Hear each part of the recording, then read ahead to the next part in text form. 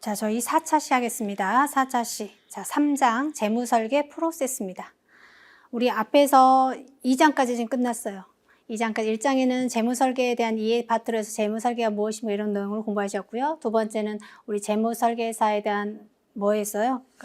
재무설계사에 대한 부분 전반적인 내용들을 그 기본 업무들이 있었죠. 그걸 공부하시는 게 2장이었고요. 3장에서는 이제 저희 정말 재무설계 모든 과목 우리 AFK에서 프로세스 가장 기본이 되는 장이라고 보셔도 돼요. 그래서 재무설계 프로세스에 대해서 공부하도록 하겠습니다. 자, 프로세스를 공부하기 전에 우리가 첫 번째 절에 가시면 합해 시간가치 개념에 대해서 나와 있어요.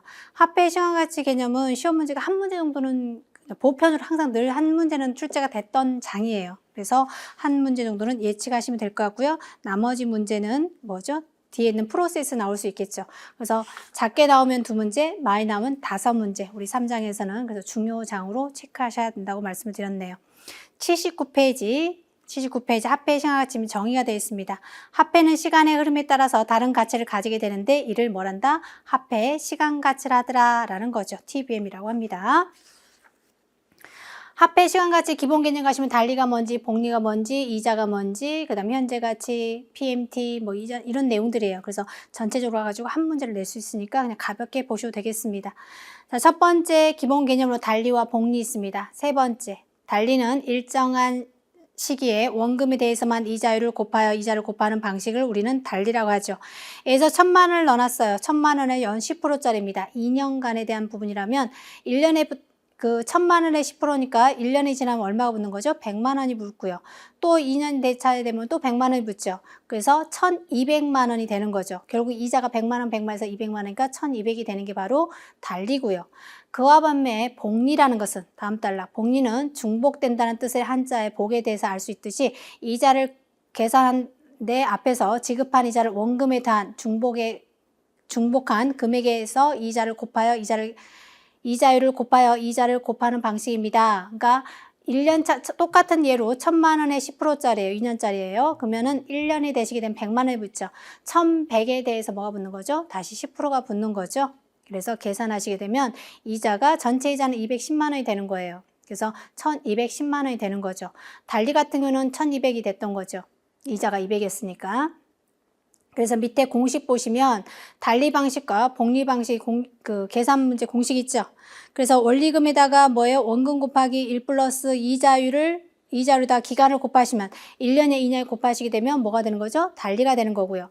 그와 반면에 원금에다가 1 곱하기 1에다가 이자율의 승이죠. n승이에요. 그래서 기간을 승으로 하시게 되면 뭐가 된다? 복리가 되더라 라는 겁니다. 그래서 달리 방식과 복리 방식이 다르다는 거. 그 예시로 해서 문제가 잘 출제될 수 있는 부분이에요. 그래서 좀 전에 우리가 예를 봤던 부분 있죠? 뭐 1,000만 원을 10%로 2년간 넣습니다. 그래서 달리일 때는 얼마가 됩니다. 복리일 때는 얼마가 됩니다. 이런 부분이 있죠. 그래서 그런 예시 부분이 개념을 가지고 시험에 출제하는 게 아니고요. 그런 예시를 가지고 1, 2, 3, 4 중에서 출제되는 경우가 많이 있었습니다. 그래서 그 예문들 기억해 두시면 되겠습니다. 두 번째, 이자율 갑니다. 첫 번째, 이자는 돈을 빌려주거나 빌려올 때 지불하는 대가를 우리는 뭐란다? 이자라고 하죠. 이자율이라는 것은 원금에 대한 이자의 비율로 금리라고도 합니다. 네 번째 줄, 위에서 네 번째 줄, 이자율과 비슷한 개념으로 수익률이 있습니다. 통상 투자 상품에 적용되는 개념이 수익률은 투자 기간 동안 납입한 원금에 대한 실제로 실현한 이익의 비율을 우리는 수익률이라고 하더라라는 거죠. 기간은 이자가 불이되거나 할인되는 기간 또는 투자 기간을 말합니다. 대부분 기간은 우리는 연 단위로 표시합니다. 현재 가치. 자, 미래에 발생한 일정 금액을 현재 시점의 합해 가치로 환산하는 것을 우리는 현재 가치라고 해요. 그 다음 그와 반면에 미래 가치란 것은 현재 일정 금액을 미래 일정 시점의 일정 시점의 합해 가치로 환산하는 금액을 우리는 미래 가치라고 하죠. 거기 공식 보실래요? 공식 보시면 현재 가치는 뭐예요? 수익률분의 FV는 미래 가치는 곱하기 1 플러스 i의 n승이 되겠죠. 자, 그래서 여러분들이 현재 가치와 미래 가치에 대한 부분이고요. 그 다음에 정기적 현금 흐름, PMT 82페이지 정기적 현금 흐름 이란 일정 기간 동안 일정 금액의 매 주기마다 계속적으로 지불 또는 수령하는 형태의 규칙적인 현금 흐름을 말합니다. 매월 동일하게 지급하는 것은 연금입니다. 그 정도 보시고요. 그 다음에 7번. 연복리 이외의 복리 횟수와 이자율 적용입니다. 일반적으로 제시되는 이자율은 연간 표면 이자율입니다. 정도 보시면 될 것 같고요. 특별한 내용은 없어요. 84페이지. 화폐의 시간 가치를 고려한 재무 설계입니다. 재무 설계를 할 때는 화폐가 이자율과 물가 상승 그리고 시간의 흐름에 따라서 그 가치가 달라진다는 것을 이해하는 것이 매우 중요합니다. 고객의 재무 목표는 미래에 달성하게 되는 것이기 때문에 미래에 필요한 돈이 현재 기준 얼마인지 또는 현재 가지고 있는 돈이 미래에 얼마가 되는지를 고객이 알기 쉽게 설명할 필요가 있습니다. 이게 우리 재무 설계사가 하실 일들이죠. 그래서 화폐 시간 가치 개념이라는 것은 특별한 어려운 문제가 아니고 아까 말씀드린 것처럼 제일 중요한 거 달리 복리 정도만 잘 체크하고 계시면 될 것 같아요. 그 다음에 현재 가치, 미래 가치 부분. 그래서 앞에 1절에는 화폐 시간 가치 개념에 대한 부분은 크게 난이도가 없어요. 그래도 취업 문제는 늘 빠짐없이 한 문제씩 출제되는 부분이니까 잘 체크해 두시면 되고요. 우리 프로세스 너무너무 중요하죠. 프로세스 1단계부터 6단계 내용들 한번 정리하고 가겠습니다. 머릿속으로 딱 정립이 돼요. 고객과의 관계 정립. 처음에 만났을 때 여러분들 누군가 만났을 때 서로 뭐 하는 단계죠. 서로 인사하고 저는 이런 사람입니다. 뭔가 서로 신뢰를 쌓는 단계가 관계 정립이고요. 자, 그게 되셨으면 2단계에서 뭐예요? 그러니까 정보 수집하셔야죠. 3단계는 뭐 하셔야 되죠? 그렇죠. 분석 및 평가하셔야죠. 4단계. 제안서를 작성과 제시하셔야겠죠. 5단계는 이제 뭔가를 가입하는 실행 단계가 되겠죠. 실행 단계. 6단계는 모니터링 단계.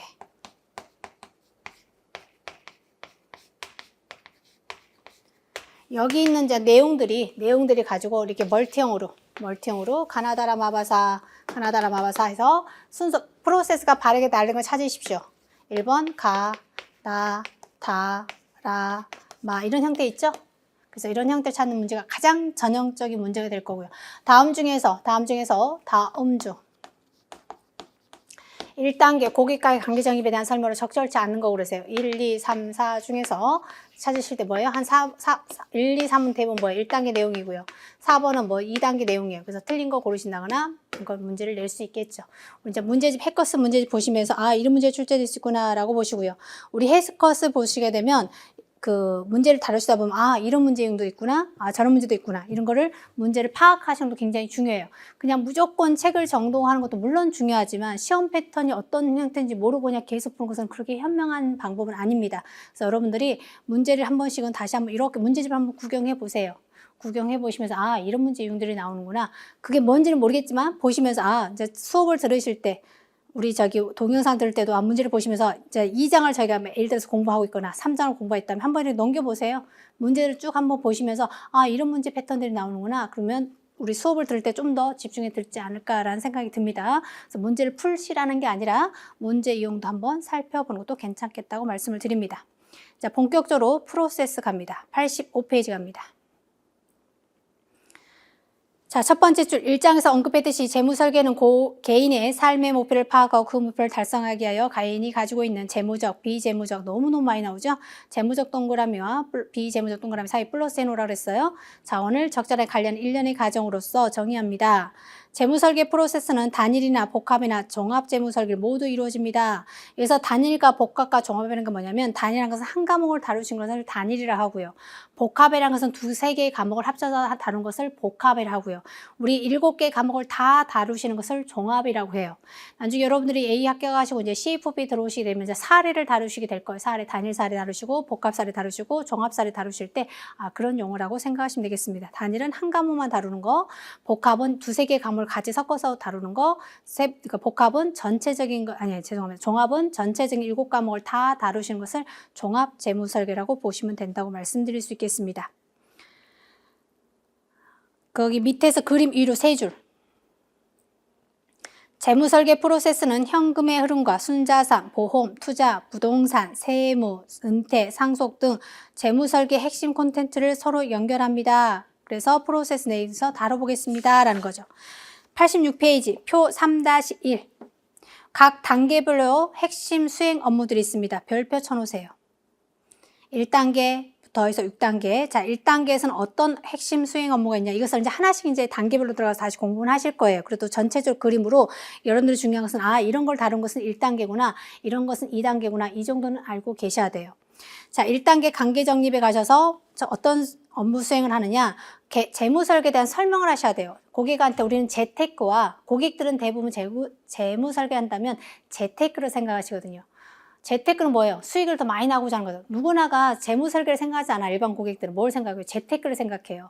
그래서 우리가 재무 설계는 무엇입니다. 라는 것을 설명해 주시는 게 고객과의 관계 정립 1단계라고 보셔야 되고요.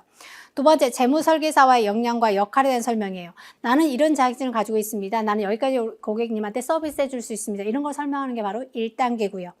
그 다음에 세 번째, 재무설계 6단계 프로세스별 업무 설명을 하셔야죠. 1단계 이런 거 합니다. 2단계 이런 거 합니다. 이런 걸 설명해 주는 게 1단계고요. 4번, 자료 수집의 중요성을 설명합니다. 자료 수집 자체는 언제예요? 2단계에서 하지만 그 자료가 중요합니다. 라고 설명하는 것은 1단계예요. 그 다음에 업무 수행 범위를 설명하죠. 뭐 내가 다른 고객들한테 하면 나한테 뭐 몇 년을 할 거고요. 얼마를 저한테 수수료 주실 거고요. 어디까지 책임질 거고 이런 거에 업무 수행에 들어가 있어야겠죠. 그래서 업무 수행 범위를 설명하는 게 1단계다라고 알아두시면 되겠습니다. 2단계는 재무관리 항목을 확인하시고 어떤 거를 할 건지 항목을 확인하시고요. 그 다음에 재무와 비재무 정보를 수집하셔야죠. 재무적 자료라는 것은 돈과 관련된 것은 그러니까 어떤 자료를 가지고 확인할 수 있는 게 대표적으로 재무적인 자료가 될 거고요. 비재무적 자료라는 것은 우리가 뭐냐면 대표적으로 상담을 통해서 알 수 있는 거 이런 것들을 비재무적 자료로 알 수 있어요. 남들 항목들을 시험에 출제가 잘 되는 부분이지만 좀 더 다시 한번 언급하도록 하겠습니다. 그래서 재무관리에 대한 항목을 확인하는 것과 그 다음에 재무와 비재무 자료를 수집하는 게 바로 2단계더라 라고 알아두시고요. 세 번째, 재무상태 분석 및 평가입니다. 제일 먼저 생애 목적 자금을 분석하고요. 다 분석이에요. 끝에 보시면. 그 다음에 개인 재무 작성과 분석, 재무제표가 뭐였어요? 재무상태표와 현금으로표를 분석한다는 거죠. 그 다음에 금융자산 분석, 부동산 분석, 세무사항 분석 이런 것들을 하는 게 바로 3단계 분석 항목이고요. 4단계로 가볼까요? 4단계.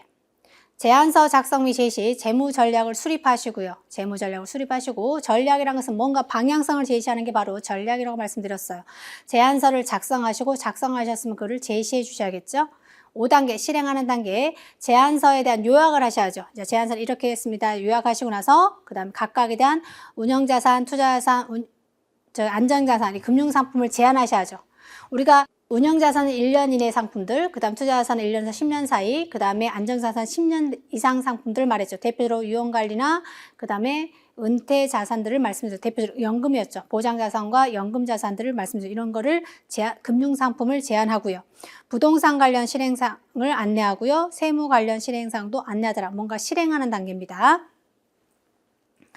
그 다음에 6단계. 고객의 재무사항의 변화 점검을 하고요. 뭐 갑자기 이혼할 수도 있고요. 재혼할 수도 있고요. 결혼할 수도 있고요. 뭐 자녀를 출산할 수도 있고 이런 사항들이 변경될 수 있겠죠. 그래서 고객의 사항에 대한 변화를 점검하시고요. 그 다음에 외부 환경.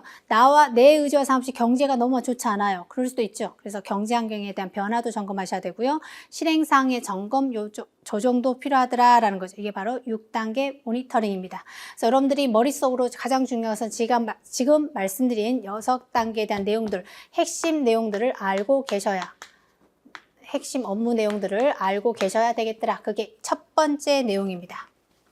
우리 프로세스에 대한 내용 중에서 가장 중요한 것은 이런 것들이 핵심 업무구나 라고 아셔야 한다고 말씀드렸어요.